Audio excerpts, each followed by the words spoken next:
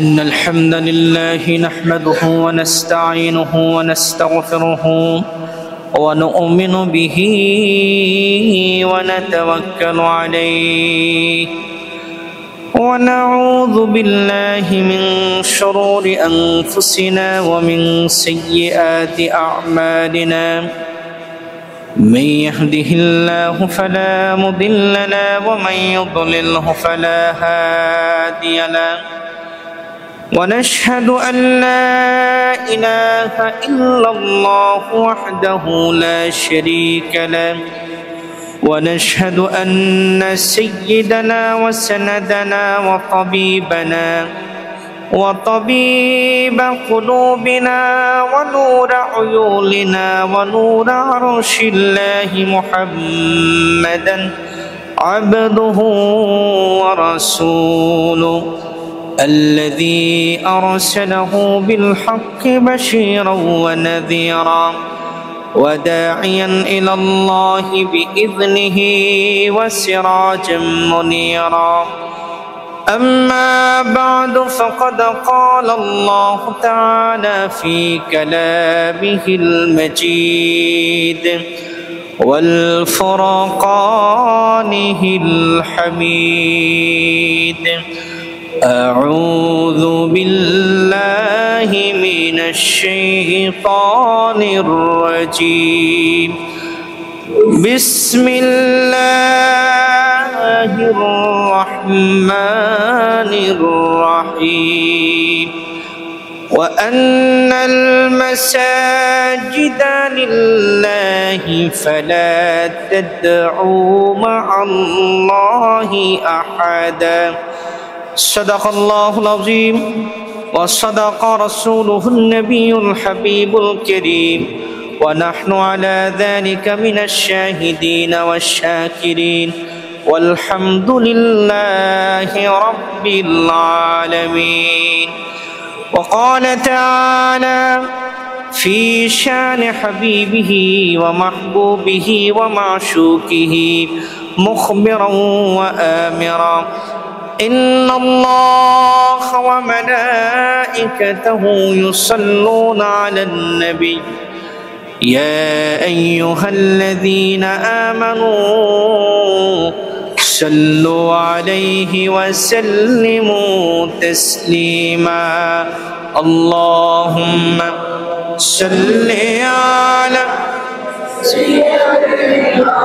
مولانا محمد وعلى آل سيدنا مولانا محمد. مدینے کی ہوا سے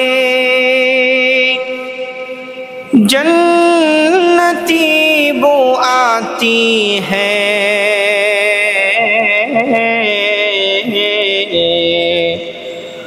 مدینے کی ہوا سے جنتی بو آتی ہے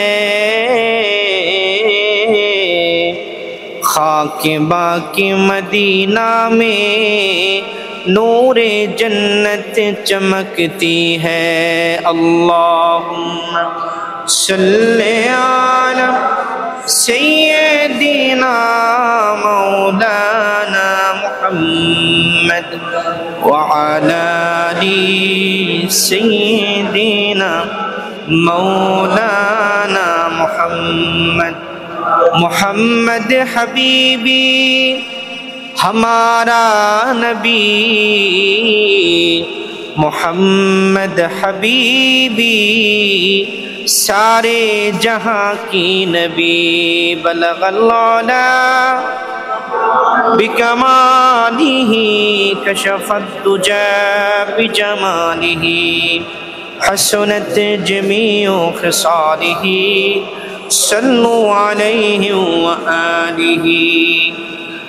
মুআজ্জাজ মুহতারাম উপস্থিত ঐতিহ্যধন্য পদরদিয়া কেন্দ্র জামে মসজিদে পবিত্র জমাদিউল উলার দ্বিতীয় জুমায় সম্মানিত মুসলিম کرام মুরব্বিয়ানে আযম যুবক ভাইরা ছোট ছোট মাসুম বাচ্চারা পর্দার আড়ালে শ্রবণরতা পর্দানিসীন আমার মা ও বোনেরা, সকলকে জানাচ্ছি আন্তরিক মোবারক, সবটুকুন শুকরিয়া কার জন্যে? যে আল্লাহ সুবহানাহু ওয়া তাআলা মেহেরবানি করে, মায়া করে, দয়া করে, এহসান করে আল্লাহ রাব্বুল আলামিন পবিত্র জুমার দিনের এই বরকতপূর্ণ আয়োজনে আল্লাহ সুবহানাহু ওয়া তাআলা আমাদেরকে এই পৃথিবীর শ্রেষ্ঠতম জায়গা আল্লাহর ঘর মসজিদে আসার অবসর তৌফিক দান করলেন।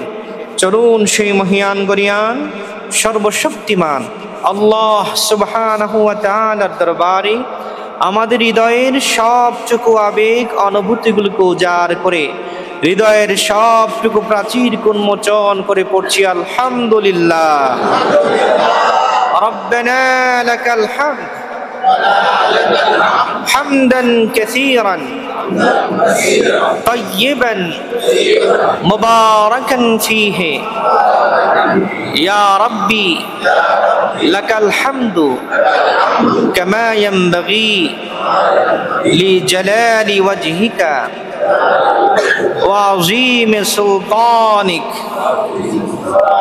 লাখ কোটি তার চেয়ে অনেক অনেক গুণ বেশি দরুদ ও সালাম আল্লাহর আখিরি নবী, নবিকুল সম্রাট মুহাম্মদুর রাসূলুল্লাহ সাল্লাল্লাহু আলাইহি ওয়াসাল্লামের উপর। প্রিয় সুধী, আজকে আমি আপনাদের খিদমতে পবিত্র কোরআনুল কারীমের ৭২তম সূরা সূরা আল জিন এর ১৮তম আয়াতটি তেলাওয়াত করেছি।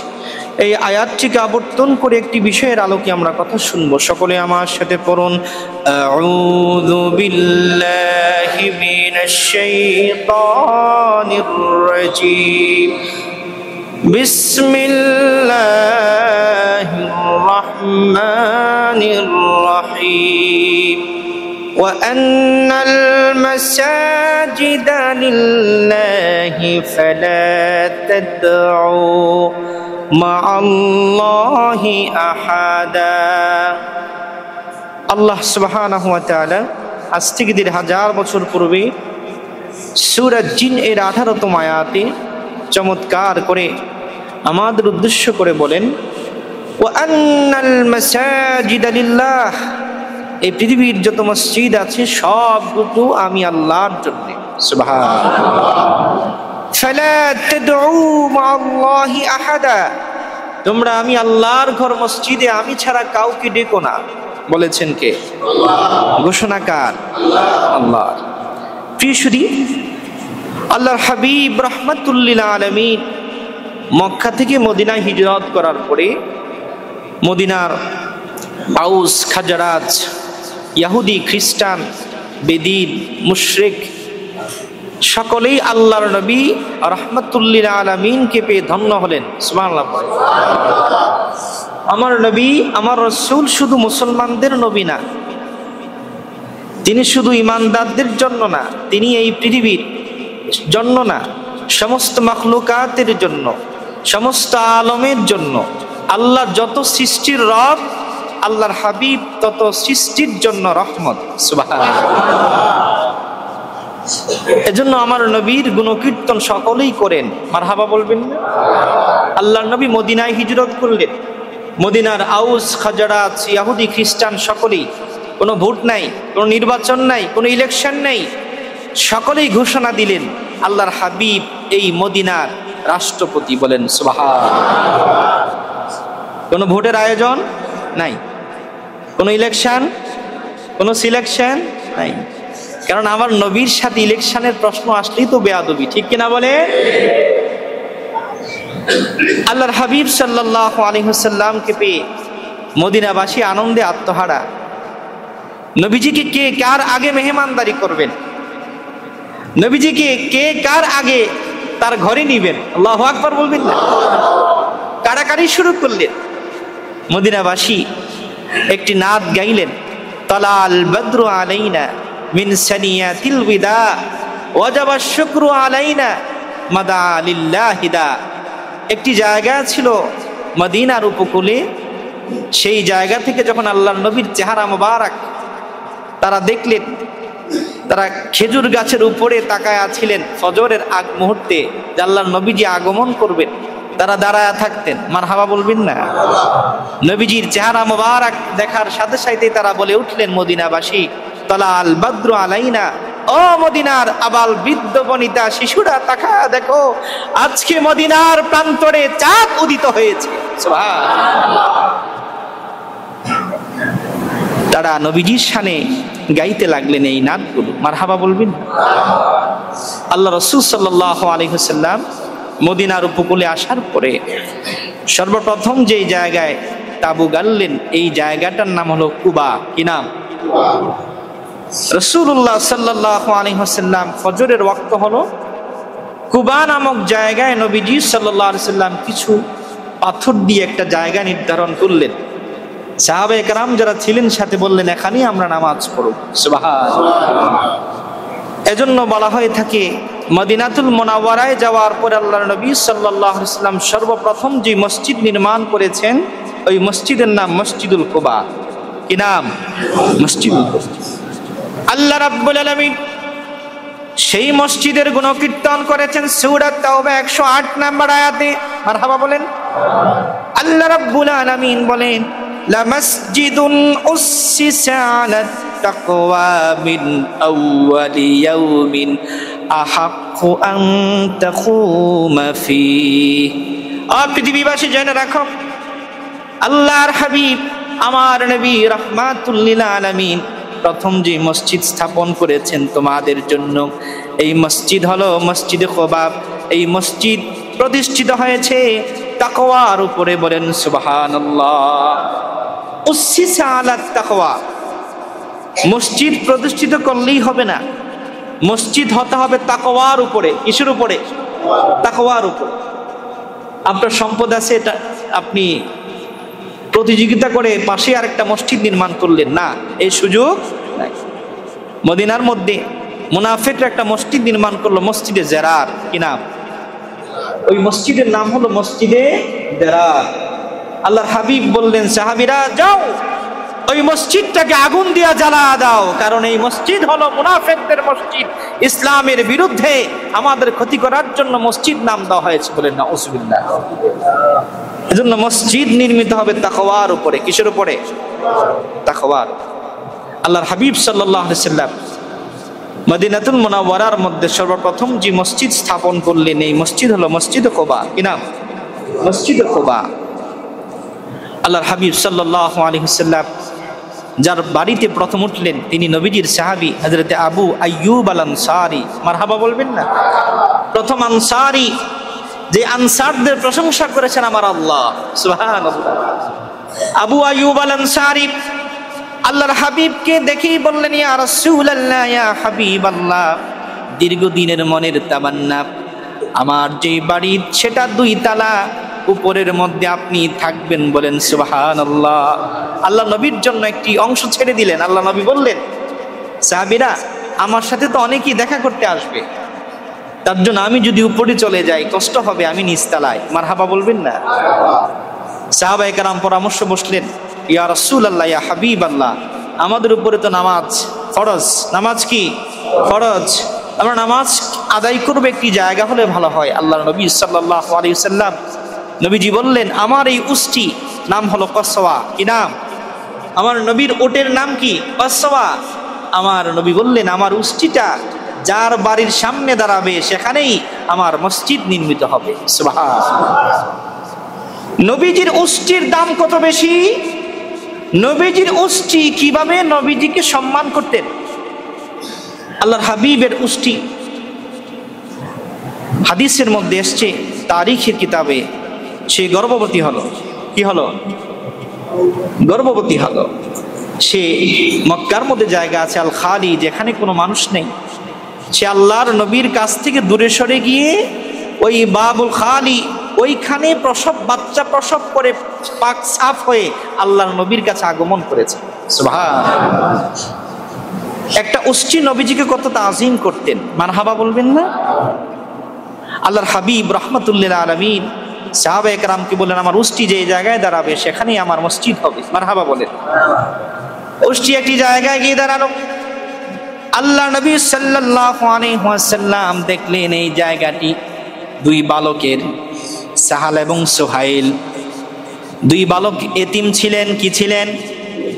নবীজি আবু বকর সিদ্দিককে বলেন, আবু বকর যাও, চলে যাও, দুই বালকের কাছে গিয়ে বলো আমি রাহমাতুল লিল আলামিনের সালাম দিও, আর বলো আমি তাদের থেকে এই সম্পদ, এই জায়গাটা কিনে নিতে চাই। সুবহানাল্লাহ। নবীজি জায়গা কিনতে চান। এই অফারের দাম কম না বেশি? জোরে বলেন।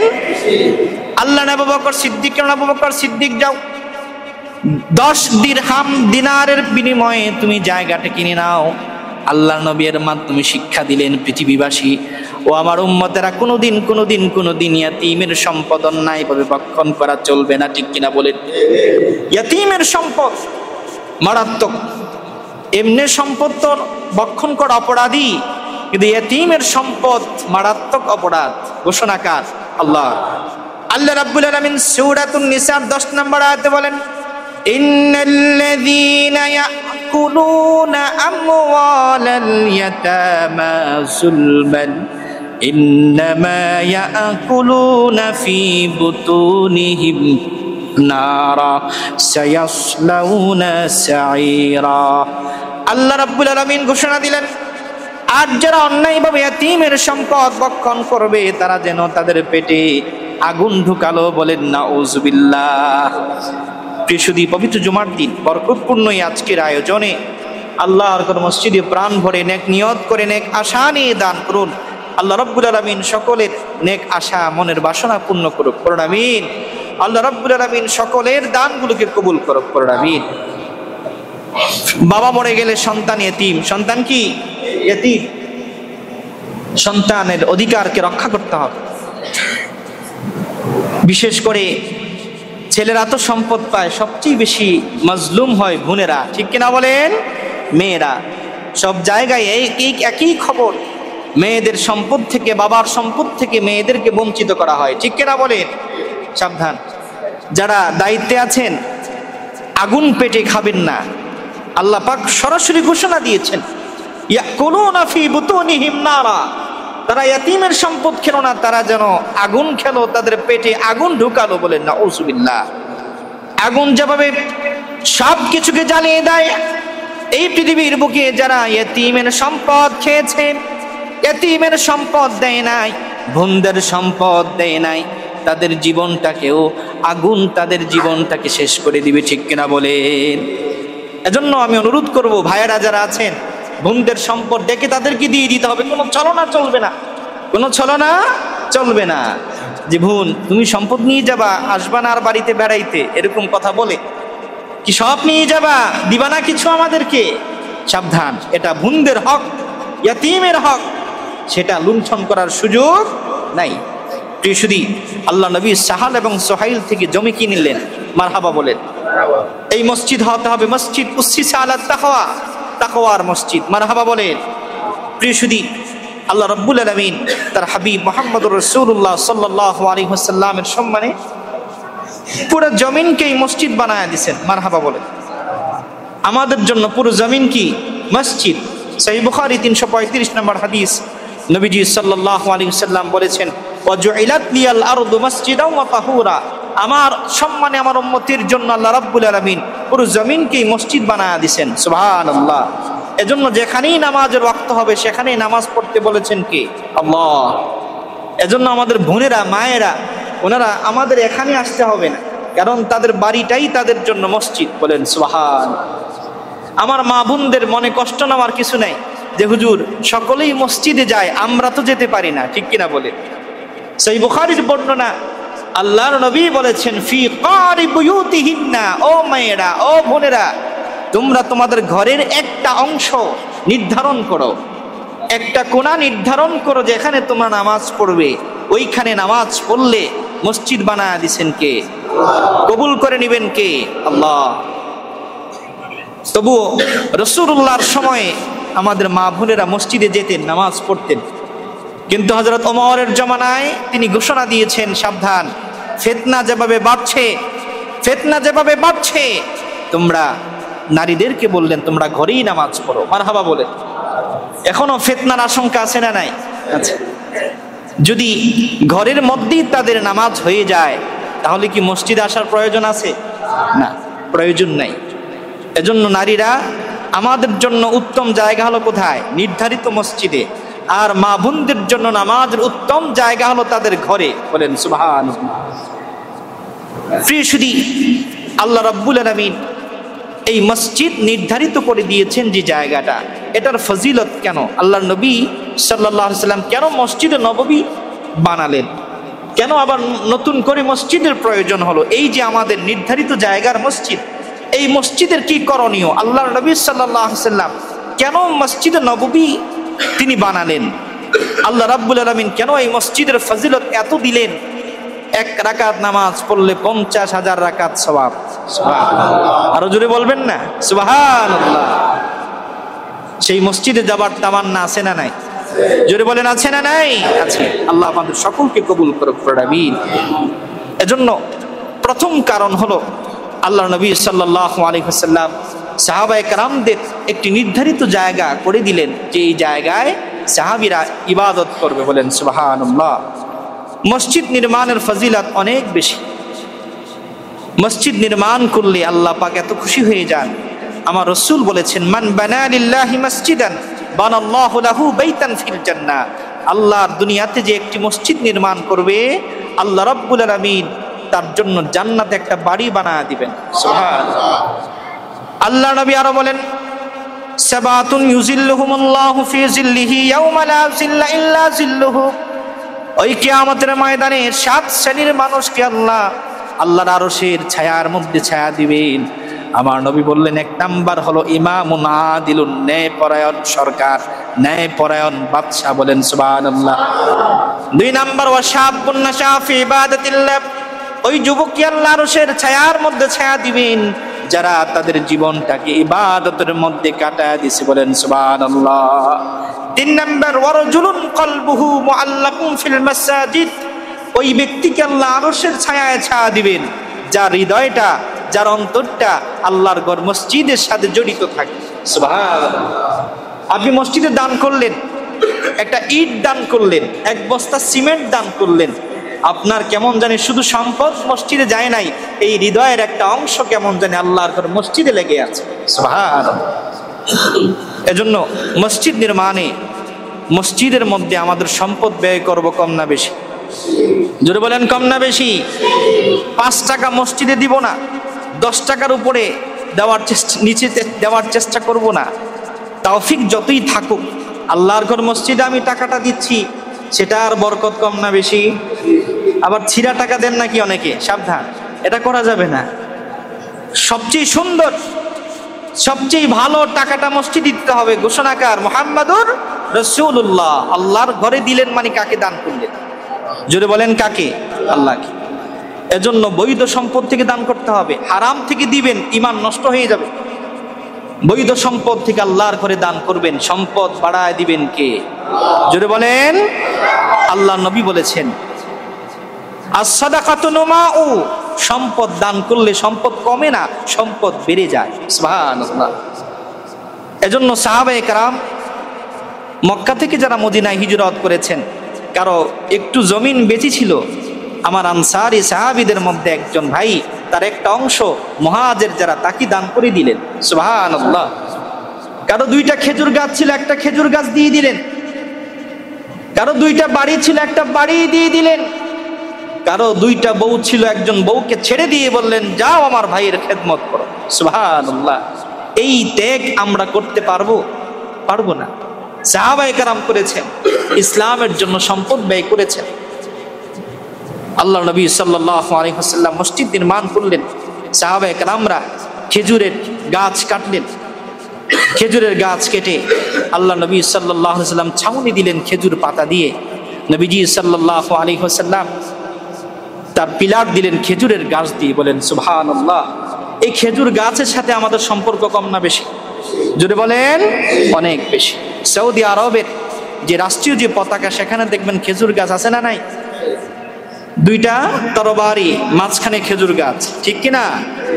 এটার অর্থ কি? এরা যে এই যে জাতীয় পতাকা বানিয়েছে খেজুর গাছ দিয়ে, মাঝখানে খেজুর গাছ আর 2 পাশে 2টা পতাকা, তার অর্থ কি? যে ইমানদার মুমিন সোজা চলো, কি চলো? জান্নাতের দিকে চলো, এদিক সেদিক তাকাবে, কষ্ট আছে না নাই? দরবারের মধ্যে লাগবে তোমার শরীর। এজন্য খেজুর গাছের উদাহরণ দিয়েছেন মুহাম্মাদুর রাসূলুল্লাহ সাল্লাল্লাহু আলাইহি ওয়াসাল্লাম। আল্লাহ নবী সাল্লাল্লাহু আলাইহি ওয়াসাল্লাম খেজুর গাছের উদাহরণ আমাদেরকে দিলেন। গাছদের মধ্যে সবচেয়ে সোজা যেই গাছ, এই গাছ হলো খেজুর গাছ। মারহাবা বলবেন না? আল্লাহ নবী মসজিদে নববী বানালেন খেজুর গাছ দিয়ে। এখন এই সেই মসজিদ হয়ে গেছে অন্য কিছু, কিন্তু সেই খেজুর গাছের দাম এখনো আছে না নাই? আছে। খেজুর গাছ নবীজির সাথে আল্লাহর জান্নাতে যাবে। সুবহানাল্লাহ পড়েন। আল্লাহ নবী সাল্লাল্লাহু আলাইহি ওয়াসাল্লাম প্রথম যে মিম্বর খুতবা দিতেন ওইটা খেজুর গাছের ছিল। মারহাবা বলবেন না? সহিহ বুখারীর বর্ণনা, আল্লাহ নবী সাল্লাল্লাহু আলাইহি ওয়াসাল্লাম উস্তুনে হান্নানা, খেজুর গাছের এই ডালের সাথে দাঁড়ায়া দাঁড়ায়া নবীজি খুতবা দিতেন। একজন সাহাবী নবীজিকে এসে বললেন, ইয়া রাসূলুল্লাহ, ইয়া হাবিবাল্লাহ, আমি কাঠের কারুকাজ পারি, আপনি যদি অনুমতি দেন একটা নতুন করে আপনার জন্য মিম্বর বানায়া দেব। আল্লাহর নবী রাহমাতুল লিল আলামিন কিছুই বললেন না। আল্লাহ নবী না বলা মানে অনুমতি আছে, কিছুই বললেন না, মৌন সম্মতি।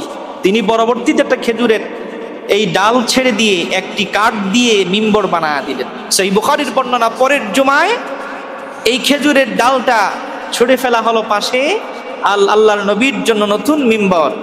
নবীজি মিম্বরের সাথে দাঁড়ানোর সাথে সাথেই সাহাবায়ে কেরাম বলেন, আমরা তাকা দেখলাম পুষ্টি বাচ্চা ছেড়ে দেওয়ার পরে, মা বাচ্চা দূরে চলে যাওয়ার পরে যেভাবে ফুফিয়ে ফুফিয়ে কান্না করে, আমরা থাকায় দেখলাম খেজুর গাছটা সেভাবেই কান্না শুরু করেছে। সুবহানাল্লাহ। সাহাবায়ে কেরাম বলেন, আমরা তাকায় দেখলাম আল্লাহর নবী রাহমাতুল লিল আলামিন ওই মিম্বর থেকে খুতবা দান অবস্থায় নেমে গেলেন। নেমে খেজুর গাছের কাছে গেলেন, গিয়ে খেজুর গাছের সাথে কথা বললেন। সুবহানাল্লাহ পড়েন। আবার দাঁড়ায় খুতবা দিলেন। আমরা তাকায় দেখলাম নবীজি যখন খেজুর গাছের সাথে কথা বললেন, ওই খেজুর গাছের কান্না থেমে গেল। আমরা সাহাবায়ে কেরাম অবাক দৃষ্টিতে নবীজিকে প্রশ্ন করলাম, ইয়া রাসূলুল্লাহ, ইয়া হাবিবাল্লাহ, খেজুর গাছটা কেন কান্না করলো? কেন বাবা আর কান্না থামিয়ে দিল? আল্লাহর নবী বললেন, ও সাহাবীরা, এতদিন পর্যন্ত আমার স্পর্শ খেজুর গাছের সাথে লেগেছে। আমি রাসূল খেজুর গাছের সাথে দাঁড়িয়ে দাঁড়িয়ে খুতবা দিতাম, এই স্পর্শ খেজুর গাছ আনন্দিত হতো। আমি যখন আজকে খেজুর গাছটাকে ছুঁড়ে নতুন মিম্বরে দাঁড়ালাম, তার মনের কষ্টে সে ফুফিয়ে ফুফিয়ে কান্না শুরু করেছে। আল্লাহু আকবার। সাহাবায়ে কেরাম বলেন, ইয়া রাসূলুল্লাহ, খেজুর গাছ কান্না কেন থামানো? আল্লাহ নবী বললেন, সাহাবীরা, আমি খেজুর গাছের কাছে গিয়ে দুইটা অফার দিলাম। এক নম্বর অফার, ও খেজুর গাছ, তুমি যদি চাও আমি আবার তোমাকে রোপণ করে দেব, আমার আল্লাহর আদেশে তুমি আবার জিন্দা হয়ে খেজুর গাছ হয়ে যাবা। দুই নাম্বার অফার হলো, রে খেজুরের ডাল, তুমি যদি রাজি থাকো আমি রাসূলের সাথে একই জান্নাতে থাকবা। সাহাবায়ে কেরাম মুস্কি হাসি দিয়ে বলেন, ইয়া রাসূলুল্লাহ, খেজুরের ডাল কোন অফার গ্রহণ করেছে? আল্লাহ নবী বললেন, সে আমার সাথে জান্নাতে থাকার জন্য রাজি হয়েছে। এজন্য আমরা নবীজিকে যারা ভালোবাসি, নবীজির সুন্নাতকে আঁকড়ে ধরেছি, নবীজির মহাব্বতে দাঁড়িয়ে রেখেছি, নবীজির সুন্নাতকে ভালোবাসি, নবীজিকে হৃদয় থেকে ভালোবাসি, একটা খেজুর গাছ যদি নবীজিকে একটু স্পর্শ লাগার কারণে জান্নাতি হতে পারে, আমাদেরকেও আল্লাহ কি দিবেন? জান্নাত দিবেন। ঠিক কিনা বলেন? প্রিয় সুধী, আল্লাহ নবী রাহমাতুল লিল আলামিন খেজুরের ডাল দিয়ে মসজিদ বানালেন। ওই মসজিদের ওজন কম না বেশি? জোরে বলেন। আমার নবীজি বলেছেন, এই মসজিদ, মসজিদ নববী, আমি নবীর মসজিদ, এই মসজিদে যারা নামাজ পড়বে তাদেরকে 50,000 গুণ সওয়াব বাড়াইয়া দেবেন কে? জোরে বলেন। আল্লাহ নবী সাল্লাল্লাহু আলাইহি ওয়াসাল্লাম সাহাবায়ে কেরামদের জন্য মসজিদ নির্মাণ করলেন।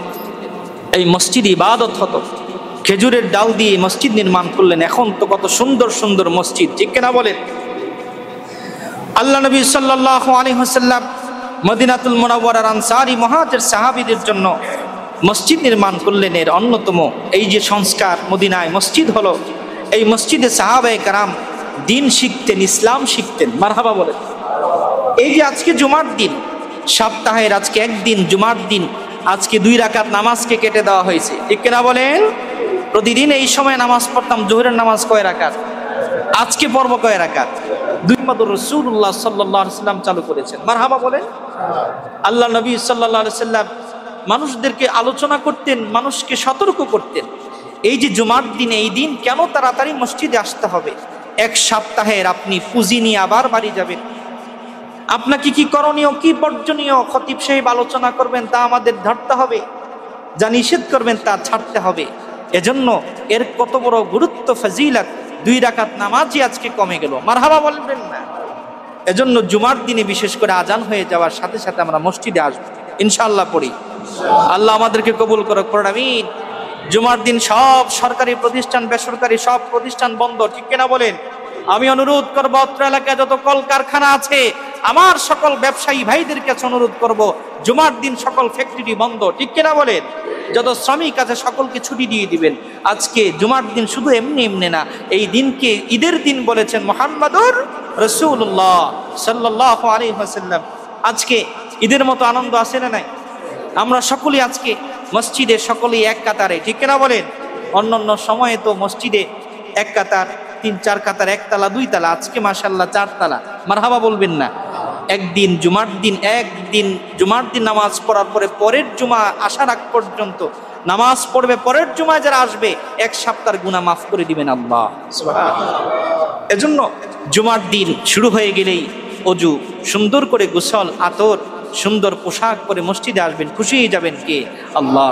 আপনি আল্লাহর ঘর মসজিদে আসার সময় কোন পোশাকটা নির্বাচন করবেন, এটারও গুরুত্ব আছে না নাই? আছে। আপনার পোশাকগুলোর মধ্যে যেই পোশাকটা সবচেয়ে ভালো, যেই পোশাকটা সবচেয়ে সুন্দর, এটা আল্লাহর ঘরের জন্য নির্বাচন করবেন। দেখবেন একটা ভালো কাজ, যে আপনি যে আল্লাহর ঘরে আসার সময় এটা সুন্দর পোশাক পরছেন, আমার বিশ্বাস আমার আল্লাহ পাক খুশি হয়ে যাবেন, এর বিনিময়েও আল্লাহ আমাদেরকে জান্নাত দিবেন। সুবহানাল্লাহ। এজন্য আমরা সেন্টু গেঞ্জি পরে মসজিদে জুমার দিন কমপক্ষে আসবো না। হুজুর নামাজ হবে কি হবে না সেটা ভিন্ন বিষয়, কিন্তু আপনি জুমার দিনে আগমন করলেন একটা সেন্টু গেঞ্জি, একেবারে পুরান একটা গেঞ্জি, একেবারেই ময়লা একটা পোশাক, এমনটা করব না। আল্লাহ আমাদেরকে কবুল করুক, পড়ুন আমিন। সাহাবায়ে কেরাম মসজিদে দিন শিখতেন। এই যে আজকে জুমার দিন, দিন শিখার একটি জায়গা। আজকে যে আলোচনাগুলো শুনবেন, এই আলোচনাগুলো আমল করতে হবে। 1 সপ্তাহের পুঁজি এখান থেকে নেবেন, আবার পরের জুমায় আবার শিখবেন। এভাবেই দিন শিক্ষা কার্যক্রম চালু করেছেন মুহাম্মদুর রাসূলুল্লাহ সাল্লাল্লাহু আলাইহি ওয়াসাল্লাম। সাহাবায়ে কেরামদের মধ্যে যাদের বাড়ি ছিল না, যারা মদিনায় হিজরত করার পরে বাড়িঘর ছিল না, তারা মসজিদে নববীর বারান্দায় থাকতেন। তাদেরকে বলা হলো আসহাবে সুফফা। কি বলা হতো? আসহাবে সুফফা। যাদের বাড়িঘর ছিল না, তারা কোথায় থাকবে? আল্লাহ নবী বললেন তারা মসজিদের বারান্দায়, মসজিদে নববীর বারান্দা, যেখানে নামাজ সচরাচর কম হয়, সেইখানেই তারা থাকবেন। মারহাবা বলেন। তাদের সংখ্যা ছিল 70 জন। কতজন? 70 জন। কোন বর্ণনা আসছে তাদের সংখ্যা 400 জন পর্যন্ত পৌঁছে গিয়েছিল। মারহাবা বলেন। তাদের মধ্যে একজন সাহাবী ছিলেন হযরত আবু হুরায়রা রাদিয়াল্লাহু তাআলা। এই সাহাবীর নাম আপনারা বেশি শুনেন। এই সাহাবী আল্লাহর নবীর কাছে মুসলমান হয়েছিলেন 7ম হিজরিতে। হিজরতের 7 বছর পরে তিনি আল্লাহর নবীর কাছে গিয়ে কি হয়েছেন? মুসলমান হয়েছিলেন। ওনার নাম ছিল আব্দুস শামস, সূর্যের বান্দা। নাউজুবিল্লাহ পড়বেন না। আল্লাহর নবীর কাছে মুসলমান হয়ে যাওয়ার পরে নবীজি তার নাম দিলেন আব্দুর রহমান, রহমানের বান্দা। সুবহানাল্লাহ। হযরত আবু হুরায়রা রাদিয়াল্লাহু তাআলা কিভাবে নবীজির কাছ থেকে দ্বীন শিখেছেন? তিনি 5374টা হাদিস তিনি বর্ণনা করেছেন। সুবহানাল্লাহ। আরো জোরে পড়েন। এই সাহাবী সবচেয়ে বেশি নবীজির কাছ থেকে কি বর্ণনা করেছেন? হাদিস বর্ণনা করেছেন। ওনার নাম কি? আবু হুরায়রা। তো হুজুর নাম তো আব্দুর রহমান, আবু হুরায়রা হলো কিভাবে? আবু হুরায়রা রাদিয়াল্লাহু, তিনি বিড়াল ছানা খুব পছন্দ করতেন। তিনি এই যে জামা নাস্তিন দেখছেন, এরকম জামা নাস্তিনে করে বিড়াল ছানা মসজিদে নিয়ে এসে নামাজে দাঁড়ায় দেয়। সুবহানাল্লাহ পড়বেন। বিড়ালকে এত বেশি ভালোবাসতেন। বিড়াল পাক প্রাণী, এই নিয়ে মসজিদে আসাও যাবে, ঘরেও যদি বিড়াল থাকে কোনো সমস্যা হবে না। হঠাৎ করে একদিন দেখলেন নবীজি তার জামার আস্তিন থেকে একটা বিড়াল ছানা বের হয়ে গেছে। আল্লাহ নবী মুস্কি হাসি দিয়ে বললেন, ইয়া আবা হুরায়রা, হে বিড়াল ছানার বাপ। সুবহানাল্লাহ। ওনার নাম ছিল আব্দুর রহমান।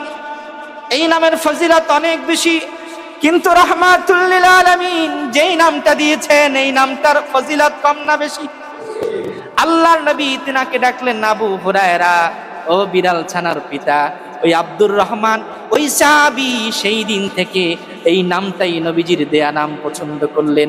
সেদিন থেকে তার নাম হয়ে গেল আবু হুরায়রা। বলেন সুবহানাল্লাহ। সহিহ বুখারীতে আমরা বারবার পড়ি আন আবি হুরায়রা রাদিয়াল্লাহু তাআলা।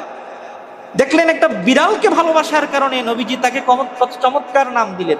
এজন্য প্রাণীদের সাথে আমাদের ভালোবাসা কম না বেশি? আল্লাহর নবী এই নামটা শুধু দিলেন এমন না, নবীজি এই নামটা দেওয়ার বদৌলতে সাহাবায়ে কেরামকে শিক্ষা দিলেন প্রাণীদেরকে কতটুকু ভালোবাসতে হবে। ঠিক কিনা বলেন? একটা প্রাণীদের সাথে আপনার হৃদয়ের সম্পর্ক থাকবে, তাকে কষ্ট দেওয়া যাবে না। শুধু সামর্থ্য হয় তার খেদমত করবেন, না হলে তাকে কষ্ট দেওয়ার সুযোগ নাই। প্রিয় সুধী, আসহাবে সুফফা তারা মসজিদ নববীর বারান্দায় থাকতেন।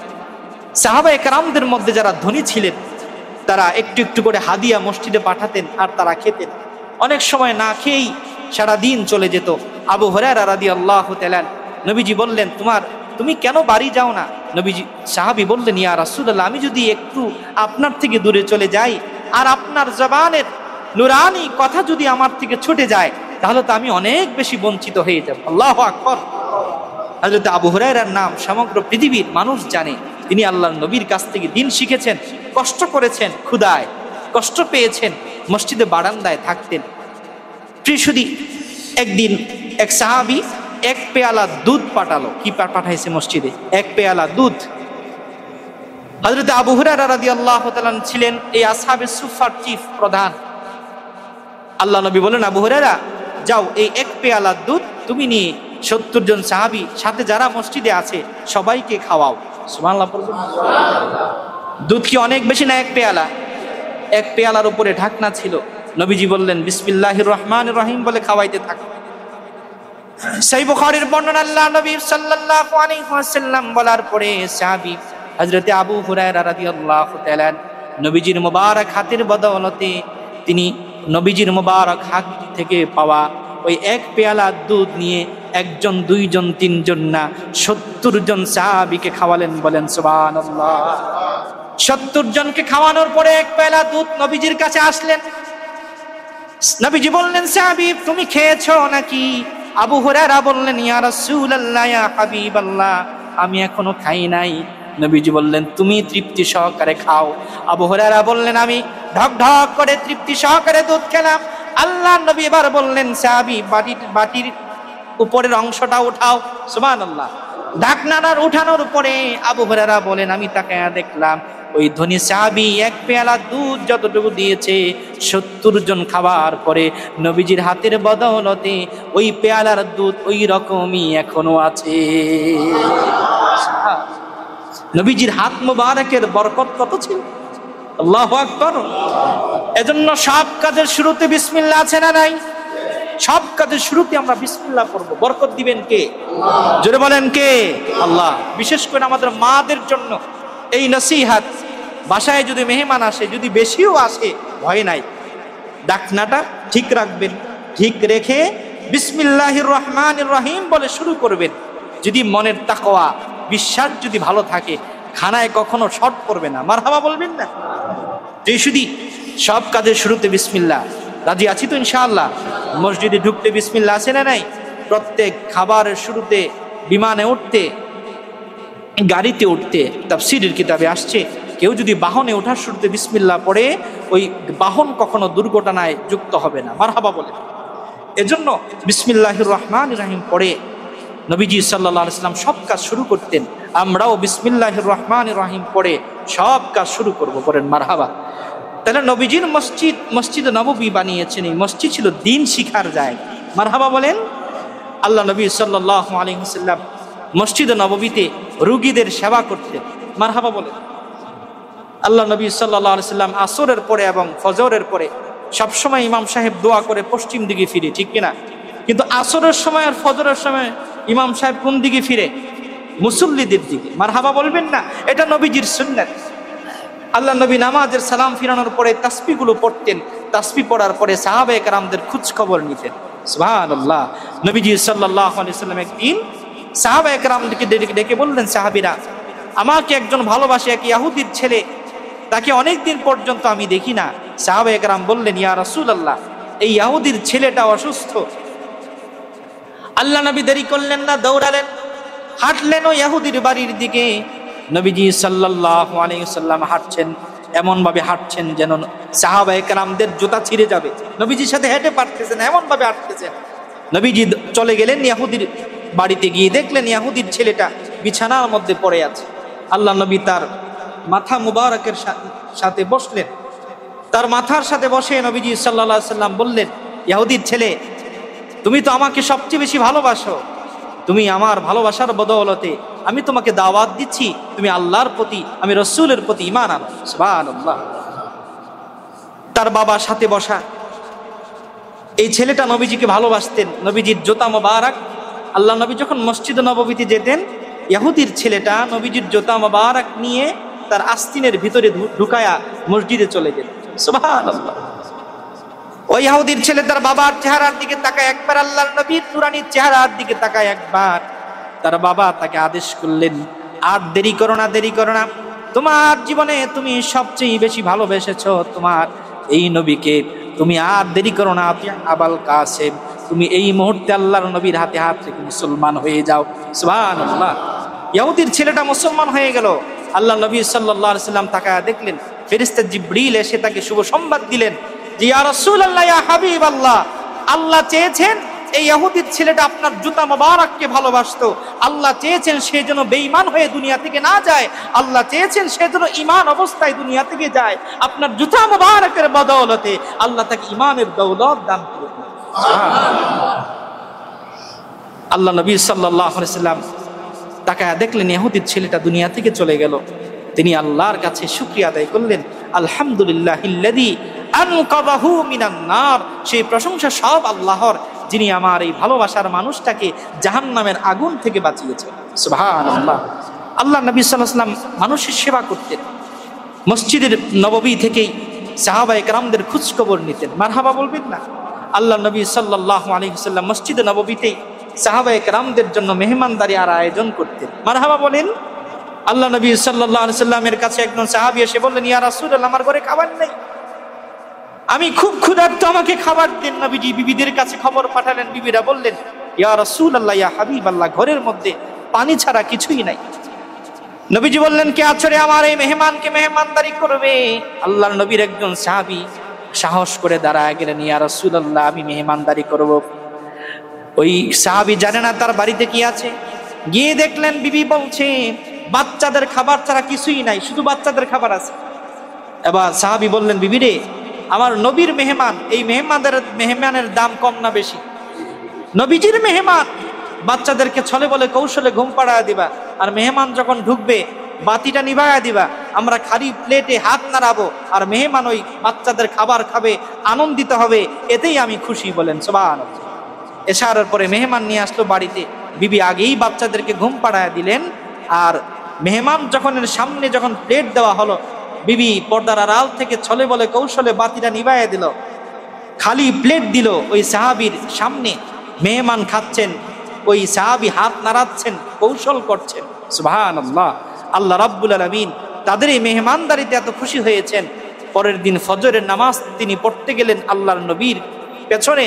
আল্লাহ নবী ফজরের নামাজ পড়ে ওই সাহাবীর দিকে তাকায়া মুচকি হাসি দিয়ে বললেন, রে সাহাবী, গত রাতে তুমি কেমন আমল করেছো, আমার মেহমানকে কেমন মেহমানদারি করেছো, স্বয়ং আল্লাহ রাব্বুল আলামিন তোমার মেহমানদারিতে আশ্চর্য হয়ে গেছে।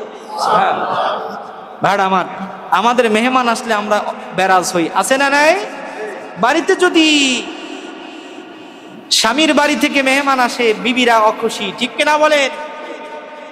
আর বিবির বাড়ি থেকে যদি মেহমান আসে, আমাদের কিছু স্বামীরাও অখুশি, ঠিক কিনা বলে? কিন্তু নবীজি সাল্লাল্লাহু আলাইহি ওয়াসাল্লাম সাহাবায়ে কেরামদেরকে কিভাবে মেহমানদারি করার জন্য শিক্ষা দিলেন। মারহাবা বলেন। আল্লাহ নবী সাল্লাল্লাহু আলাইহি ওয়াসাল্লাম মসজিদ নববীতে সাহাবায়ে কেরামদের সকল সমস্যার সমাধান করতেন। মারহাবা বলেন। একজন সাহাবী রমজানের সময় দৌড়ে আসছেন, ইয়া রাসূলুল্লাহ, আমি দিনের বেলায় বিবির সাথে মিলিত হয়েছি, যদি দিনের বেলায় মিলিত হয় রোজা আছে না নাই? নাই, রোজা ভেঙে যাবে, নষ্ট হয়ে যাবে। আল্লাহ নবী বললেন, তুমি টানা 2 মাস রোজা রাখো। সাহাবী বললেন, ইয়া রাসূলুল্লাহ, আমার যে জীর্ণ শীর্ণ শরীর, আমি 2 মাস রোজা রাখা আমার পক্ষে সম্ভব না। নবীজি বললেন, তোমার দাস আছে, দাস দাসী আজাদ করো। সাহাবী বলেন, ইয়া রাসূলুল্লাহ, আমার কাছে কিছুই নাই। এবার আল্লাহ নবী বললেন, তুমি মেহমানদারি করতে হবে 60 জন মিসকিনকে। সাহাবী বলেন, ইয়া রাসূলুল্লাহ, এই সামর্থ্য আমার নাই। এমন সময় আরেকজন সাহাবী এক কাঁধি ভরা খেজুর নিয়ে আসলো নবীজির কাছে। নবীজি ওই পুরা কাঁধি ভরা খেজুরটা সাহাবীকে গিয়ে দিয়ে বললেন, সাহাবী, যাও তুমি এই খেজুরটা এই মদিনার মধ্যে যারা গরিব আছে তাদেরকে তুমি দিয়ে দাও, আল্লাহ তোমার ওই রোজার গুনাহ থেকে তোমাকে হেফাজত করবে। সুবহানাল্লাহ। সাহাবী বলেন, ইয়া রাসূলুল্লাহ, ইয়া হাবিবাল্লাহ, এই মদিনার মধ্যে আমার থেকে বড় কোনো গরিব নাই, আমার থেকে কোনো মিসকিন এখানে নাই। আল্লাহর নবী মুস্কি হাসি দিয়ে বললেন, সাহাবী, যাও এই কাঁধি ভরা খেজুর তুমি তোমার বিবি খেয়ে নাও। বলেন সুবহানাল্লাহ। তাহলে আল্লাহ নবী সাল্লাল্লাহু আলাইহি ওয়াসাল্লাম মসজিদ নববীতে সকল বিষয়ের কি করতেন? সমাধান করে দিতেন। মারহাবা বলবেন না? প্রিয় সুধী, আল্লাহ নবী সাল্লাল্লাহু আলাইহি ওয়াসাল্লাম অসহায় ব্যক্তিদেরকেও মসজিদ নববীতে সহযোগিতা করতেন। এজন্য জুমার দিন বিশেষ করে যাওয়ার পথে যে অসহায় ব্যক্তিরা আসেন আপনাদের কাছে হাত পাতেন, সামর্থ্য অনুযায়ী সহযোগিতা করতেন। আল্লাহ আমাদেরকে কবুল করুক, পড়ুন আমিন। আল্লাহ নবীর কাছে একদিন এক সাহাবী আসলেন। সাহাবী এসে বললেন, ইয়া রাসূলুল্লাহ, আমি খুব ক্ষুধার্ত, অসহায়, আমাকে কিছু সহযোগিতা করেন। আল্লাহ নবী সাল্লাল্লাহু আলাইহি ওয়াসাল্লাম যখন মিম্বরে খুতবা দিতে দাঁড়াবেন, বসলেন মিম্বরে, তখন সাহাবী আসলেন। আসার পরে নবীজি বললেন, তুমি দাঁড়াও, 2 রাকাত নামাজ পড়ো। সাহাবায়ে কেরাম সকলেই তাকে দেখলেন। এখন যদি আমি একজন ব্যক্তিকে দাঁড় করায়া বলি, তুমি 2 রাকাত নামাজ পড়ো, সকলেই তার দিকে তাকাবে না? সকল সাহাবী তার দিকে তাকালো। পরবর্তীতে আল্লাহ নবী বললেন, যেই সাহাবীটা আমার খুতবার সময়ে মসজিদে আসছে, তোমরা সাহাবীরা সকলেই তাকে সহযোগিতা করবে। সুবহানাল্লাহ। এই হাদিসের ব্যাখ্যা না বুঝেই অনেকেই মসজিদে এসেই ইমাম সাহেব যখন খুতবা দেন তখনই 2 রাকাত নামাজ পড়ার চেষ্টা করেন। না, এমন সময় 2 রাকাত নামাজ পড়া যাবে না। এই 2 রাকাত নামাজ ওই সাহাবীর জন্য খাস। ওই সাহাবীর জন্য কি খাস? তিনি অসহায় ছিলেন, যেন সকলেই তাকে দেখে। এজন্য নবীজি তাকে বলছেন 2 রাকাত নামাজ পড়ার জন্য। ইমাম সাহেব যখন খুতবায় দাঁড়ায় যাবেন, লা সালাতা ওয়ালা কালামা ওয়ালা ইয়াতাকাল্লামু ফিহা, তখন কোনো নামাজ চলবে না, তখন কোনো কথাবার্তাও চলবে না। তখন অমনোযোগী হলে যদি আপনি ধুলাও সরান, ফতোয়ার কিতাবে আসছে মাকরুহ। অনেক মসজিদে দেখা যায় যখন ইমাম সাহেব খুতবায় দাঁড়ান তখন আবার কালেকশন শুরু করে, এটার সুযোগ নাই। ইমাম সাহেব যখন খুতবায় দাঁড়াবেন তখন এই খুতবা শোনা আমাদের জন্য ওয়াজিব। খুতবা কি ওয়াজিব? যেহেতু জোহরের নামাজ 4 রাকাত, 2 রাকাত আমাদের জুমার নামাজ আজকে, বাকি 2 রাকাত হলো খুতবা। এজন্য আপনি যদি অমনোযোগী হয়ে যান, খুতবা শুনতে পারবেন না, আপনি বরকত থেকে বঞ্চিত হবেন। এজন্য যখন খুতবা শুরু হয়ে যাবে, যারা মসজিদে আসছে অবশ্যই খুতবার আগে আসতে হবে। যতই মুসিবত, খুতবা অবশ্যই শুনতে হবে আপনাকে। আল্লাহ পাক আমাদেরকে কবুল করুক, পড়ুন আমিন। আমি খবর পেয়েছি আমাদের যে 4 তলায় 3 তলায় যখন খুতবা চলে, আমাদের যে ছেলেরা আসে সেরা দুষ্টামি করে। আমি অনুরোধ করব, খুতবার সময়ে কোন হাত পাও নাড়াচড়া করা যাবে না, গুনাহ হবে। এজন্য যারা 4 তলায় 3 তলায় আমার যে ছেলেরা, আমার কলিজার টুকরা যেই ভাইরা আছেন, ছেলেরা আছেন, সাবধান। মসজিদে আসার পরে খুতবা যখন চলমান তখন কোনো নড়াচড়া চলবে না, তখন কোনো কথাবার্তা বলা যাবে না। আল্লাহ আমাদেরকে কবুল করুক, আমিন। প্রিয় সুধী, আল্লাহ নবী সাল্লাল্লাহু আলাইহি ওয়াসাল্লাম মসজিদ নববীতে এই মসজিদের মিম্বরে দাঁড়িয়ে আল্লাহ নবী সাহাবায়ে কেরামকে সৎ কাজের আদেশ করতেন, অসৎ কাজের নিষেধ করতেন। আল্লাহ নবী সাল্লাল্লাহু আলাইহি ওয়াসাল্লাম কাফের মুশরিকদের বিরুদ্ধে সাহাবায়ে কেরামদেরকে সতর্ক করতেন। এমনভাবে সাহাবী বলেন, আল্লাহ নবী যখন খুতবা দিতেন, ইহমাররাত আইনাহু, আমরা তাকায় দেখতাম নবীজির চোখ মোবারকগুলো লাল হয়ে যেত। আল্লাহু আকবার। আল্লাহ নবী যখন খুতবা দিতেন, সাহাবায়ে কেরাম বললেন, আমরা তাকায় দেখতাম নবীজির নূরের চেহারা মোবারক রক্তিম বর্ণ ধারণ করত। ইমানদার মুমিনদের সাথে মুসলমানদের সৌহার্দ্যপূর্ণ আয়োজন নরম, কিন্তু কাফেরদের সাথে নরম না গরম? জোরে বলেন, নরম না গরম? গরম। গত জুমায় শুনেছেন আপনারা, আমাদের একজন খতিবকে গাজীপুরে ইসকনের সদস্যরা নিয়ে গুম করে তাকে নির্যাতন করে পঞ্চগড়ের সীমান্তে ফেলে দেওয়া হয়েছে। বড় অবাক করা বিষয় হলো, 1 সপ্তাহের ব্যবধানে আমরা শুনতে পেলাম খতিব সাহেব নাকি নিজে পঞ্চগড় চলে গেছে, নিজেই শিকল পরে উলঙ্গ হয়ে শুয়ে আছে। নাউজুবিল্লাহ, পড়বেন না? বাংলাদেশের গজব কতদূর এগিয়ে যাচ্ছে। যারা আমাদেরকে অত্যাচার করে তাদের বিরুদ্ধে কথা বললেই মুসলমানদের উপর অত্যাচার আছে না নাই? আছে। কাফের মুশরিকদের সাথে আমরা নরম না গরম? আল্লাহ পাক আমাদেরকে কবুল করুক, আমিন। আল্লাহ নবী সাল্লাল্লাহু আলাইহি ওয়াসাল্লাম মসজিদ নববীতে সাহাবায়ে কেরামদের জন্য আরেকটি আদেশ দিয়েছিলেন, বিবাহ শাদী হবে মসজিদে। বিয়ে শাদী কোথায়? মসজিদে। আল্লাহ নবী বললেন আলিনুন নিকাহ, তোমরা বিয়ের ঘোষণা দাও। ওয়াজআলু ফিল মাসাজিদ, তোমরা বিয়ের আয়োজন, যখন বিয়ে পড়াবা, বিয়ের আয়োজন করবা মসজিদে। আল্লাহ নবী সাল্লাল্লাহু আলাইহি ওয়াসাল্লাম মসজিদ থেকে সামাজিক সব কার্যক্রমগুলো পরিচালনা করেছেন। মারহাবা বলেন। আল্লাহ নবী সাল্লাল্লাহু আলাইহি ওয়াসাল্লামের সচিবালয় বলা হয়েছিল মসজিদে। মারহাবা বলেন। নবীজির সচিব ছিলেন হযরত যায়েদ ইবনে সাবিত, বলেন সুবহানাল্লাহ। আল্লাহ নবী সাল্লাল্লাহু আলাইহি ওয়াসাল্লাম এই মসজিদ আমাদের জন্য নির্বাচন করেছেন। এর মধ্যে আমাদের শিক্ষণীয় বিষয় আছে না নাই? আমরা এই মসজিদে শুধু নামাজই পড়বো না, মসজিদ থেকে একটি সমাজ পরিচালিত হবে। পড়ুন আমিন। আমরা তবুও বর্তমানে বাংলাদেশে মসজিদ নিয়ে অনেক ফিতনা শুরু হয়েছে। কার আগে কত সুন্দর মসজিদ করবে। অনেক জায়গায় দেখা যায় আহলে হাদিসরা ফিতনা করে এক হাত দূরে আবার নতুন মসজিদ, বলে নাউজুবিল্লাহ। এই ফিতনা বাংলাদেশে করবে না ইনশাআল্লাহ। মসজিদ নিয়ে কোনো ফিতনা চলবে না। মসজিদে দিনের সব কাজ চলবে, দিনের সব কাজ আয়োজন আঞ্জাম দিবে আল্লাহর করে মসজিদ। পড়ুন আমিন। আল্লাহ পাক আমাদের সকলকে কবুল করুক। পড়ুন আমিন। আমরা মসজিদে আসবো আনন্দের সাথে, নতুন পোশাক পরে আমরা 5 ওয়াক্ত নামাজ মসজিদে পড়ার চেষ্টা করব। আল্লাহ পাক আমাদেরকে কবুল করুক। পড়ুন আমিন।